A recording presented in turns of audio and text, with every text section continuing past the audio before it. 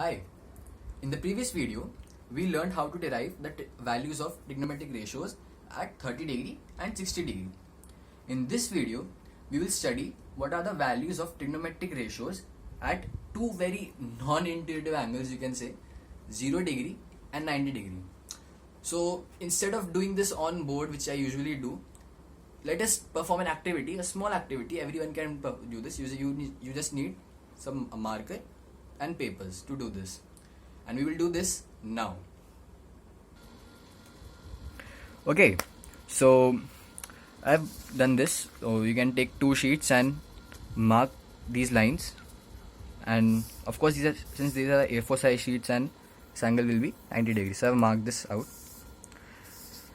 And here, if we put it like this, then we form it, then clearly it is forming a triangle. Okay, you can see clearly. So now we need to find our trigonometric ratios for theta equal to 90 degree and 0 degree. So how can we do this? So let us take this angle as theta. Okay, and now it should be reduced to 0 degree, right? So how can we reduce it? So clearly, if we go in this direction, if we move this sheet, this angle theta will reduce, right? So we just keep reducing it. We keep reducing it. Yeah.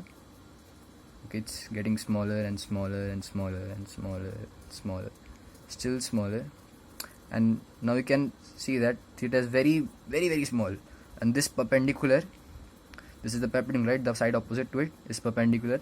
This perpendicular is getting closer and closer to like 0. It's reducing to nothing. And now it's approximately 0, right? It's very, very small theta. I don't know if you can see this, right?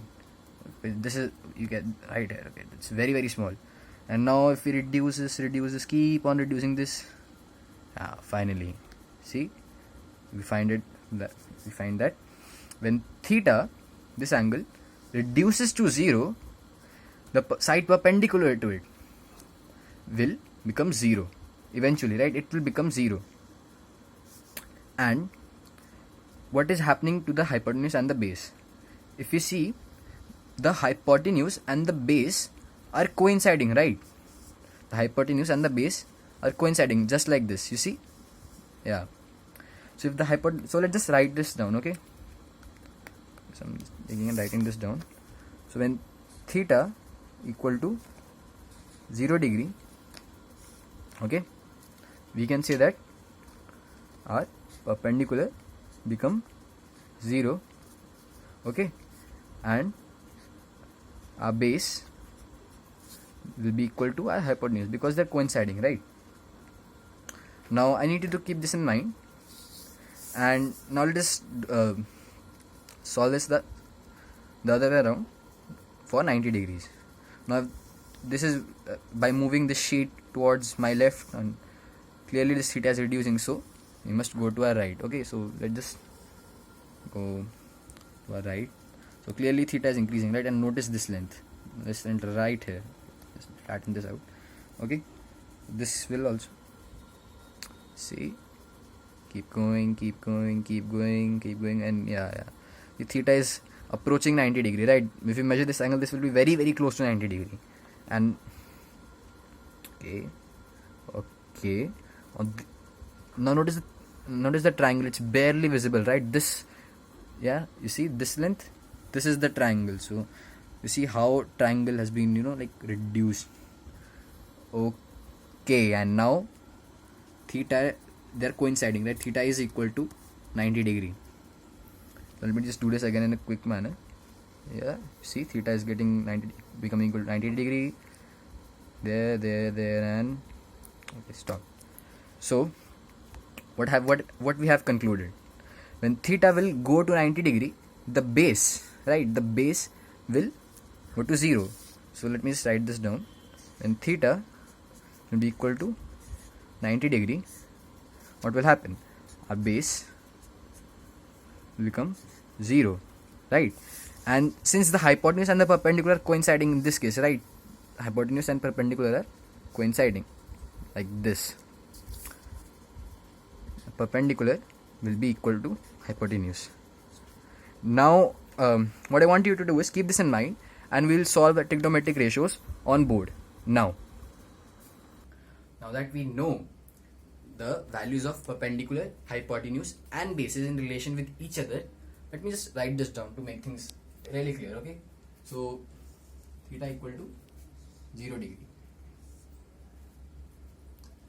What was the length of a perpendicular? The perpendicular length, perpendicular reduced to 0, as this angle was reducing, a perpendicular reduced to 0. So you can write P equal to 0. And what happened to the base and the hypotenuse? If this angle was reduced to 0, the base and the hypotenuse coincided, right? So essentially they had equal length. So base will be equal to hypotenuse. Okay, and I will just write this down this time. Theta equal to 90 degree. What happened? Our perpendicular and hypotenuse were coinciding. So as this was going like this, the sheet was going like this. The perpendicular coincided with the hypotenuse, and the base reduced to 0. So let's just solve for our trigonometric ratios for theta is equal to 0. Yeah. So what is sine 0 degree? Okay. Sine 0 degree is perpendicular upon hypotenuse, right? Perpendicular upon hypotenuse, but the perpendicular is 0, right?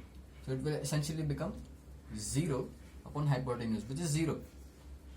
So we arrived at the conclusion that sine 0 will be 0. Now what about cos 0 degree? Cos is nothing but the ratio of base to the hypotenuse, so b upon h. But hey, we have proved these to be equal, right? Using our little experiment, these are equal, so this cancels out and we are left with 1. So cos 0 degree is 1. And then what about tan 0 degree? Well, tan 0 degree is perpendicular upon base, right? What is the perpendicular? Perpendicular is 0. So tan 0 degree will be 0. Okay, easy enough. Now let's just do it for 90 degree. Now what will be sine of 90 degrees? The sine 90 will be perpendicular upon hypotenuse, right? Perpendicular P upon H. But again, these two are equal, so sine 90 will become 1. What about cos 90 degree? Cos 90 is base, the base B upon hypotenuse, right? But again, this base reduces to 0, so you can write 0, and cos 90 degree will become 0. Now what about tan 90 degree? Okay, interesting part. I hope you realize this. What's the real interesting part of this entire 0 and 90 degrees? Now watch. Now wait and watch, right? Tan 90 is perpendicular upon base, right? And what is our base? Base is 0. So what are we getting? We are getting tan 90 as perpendicular, a number P upon 0. And what is a number divided by 0? Now most of you might answer it's infinity, as infinity is some number, but let's just discuss it. Okay, discuss it thoroughly. What will happen? The number is P by 0. Or let's just take the case of 1 by 0, right? Because if if we discuss this one, then you can easily know what will be the value of any number P upon 0. So I hope you have noted this down. Let's just discuss 1 by 0. Okay, it's a very interesting part. 1 by 0. Okay, so let me draw a graph of a function. Okay, this is our y-axis. Okay, and it's our x-axis. Is our line. So this is, let this call as y, then this will be some y dash, this one is x, this one become x dash. Okay, just pure convention. Now let us consider the graph of y is equal to 1 by x. Okay, this is a function. Y is a function of x. What is a function? Look, in basic definitions, function is something in which you put a value and you get another value. Okay, so put some value of x, you will get the value of y. Now most people like the graph happens to be something like this. Okay, sorry. Okay, this is for the positive x, and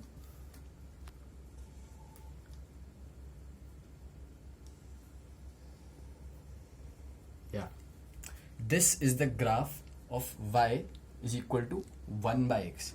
Why this is increasing as x is reducing? Yeah, you can do this on your own, right? Say x is equal to 2, so y will be equal to 1 by 2, which is 0.5. Okay, and if x is equal to say 0.1, 1 upon y will be equal to 1 upon 0.1, which is 10. So as clearly as x is reducing, y will become larger and larger. This is what the graph is saying, that x is reducing, y will increase. Okay, so let's just take one more example as 0.01. y 1 upon 0.01, so it will become 100, so it will become like very high. Similarly, if we again approach this point, center of the graph or origin, on the negative side, y will become negative, right? Because this value, let's say a very close value, will become minus.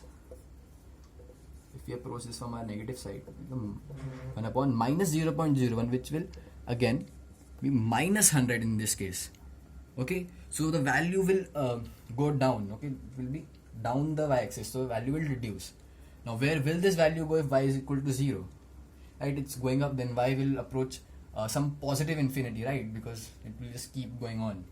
And if x is really close, becomes closer and closer to 0, and you approach from the negative side, the approach is important here. Okay, and if you approach from the negative side, so we go there and trace the entire what is this thing called? A hyperbola. Okay, if we trace this path, then our y will go to negative infinity. So let's just write this down. Okay, in a manner. So as x goes to 0, but again there are two ways to get to 0, right? From the positive side, from the negative side. So to denote that we are going to 0 from the positive side, we write a little plus sign over there. Okay, and of course, which function are we talking about? We're talking about 1 by x, right? Y is equal to 1 by x. So x approaches 0 and 1 by x, we get positive infinity, right? So no negative sign there. And if x approaches 0, again it's approaching 0, but it's doing it from negative sign. What is our function? 1 by x. We will get minus infinity, right? So yes, it has some little is a better way to write this mathematically. We write LIM is limit on top, and the limit part is not necessary. It just gives the value of any function at very close point to 0. That's all you need to know about limits right now. Okay, now instead of worrying about limits and all, let's just think about the value at 0. So at 0, we are getting two values, right? Positive infinity and negative infinity. So what is the value of y? So as it approaches from negative side, we get minus infinity.